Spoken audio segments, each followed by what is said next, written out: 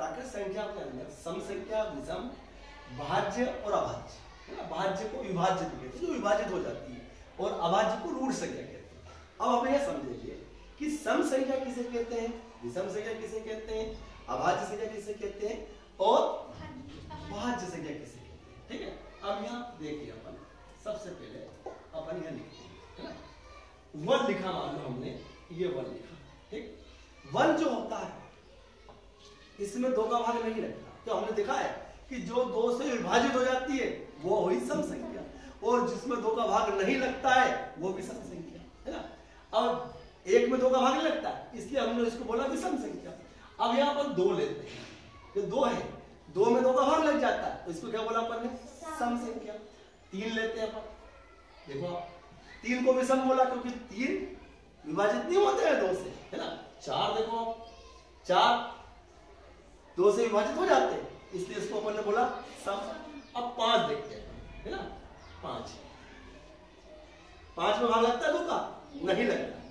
छह देखते हैं, ये छह, दो का भाग लग जाता, छह में लग जाता। सात देखते हैं, सात में दो का भाग नहीं लगता, इसलिए विषम। आठ, ये आठ देखिए आपने, आठ में दो का भाग लग जाता है, दो के भाड़े में आठ आते हैं, है ना। और अपन नौ देखिए, नौ में दो का भाग नहीं लगता है। उसके बाद में 10 देख लेते हैं, 10 में दो का भाग लग जाता है। अब हमने यहाँ देखा कि सम संख्या जिसमें दो का भाग लग जाता है, भाई दो में दो का भाग लग जाता है, सम बोल दिया इसको अपन। चार में भी दो का भाग लग जाता है, सम बोला इसको हमने, है ना। उसके बाद देखा हमने 6 में भी दो का भाग लग जाता है, ठीक है।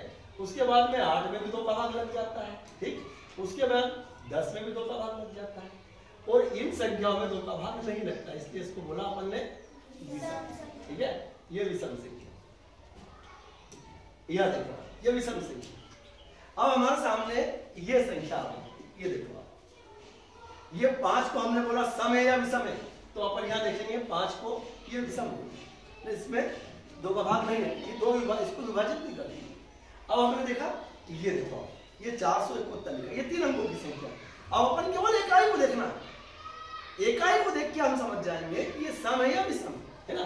अब देखो इकाई के साथ, अब हमने देखा इकाई में 1 है, और यहाँ 1 क्या देखा था हमने, विषम, इसलिए इस पूरी संख्या को भले वो 3 अंकों की हो, 4 अंकों की, इसको विषम संख्या कहेंगे अपन, है ना।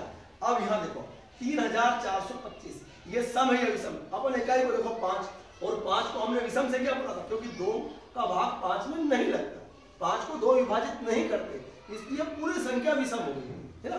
कोई ये बात में अपन, अब 2 में 2 का भाग लग जाता है, इसलिए सम 92 कौन सी हुई, सम संख्या हुई। ऐसे हम बता सकते हैं। अब हमारे सामने बात आती है कौन सी, अभाज्य और भाज्य, है ना।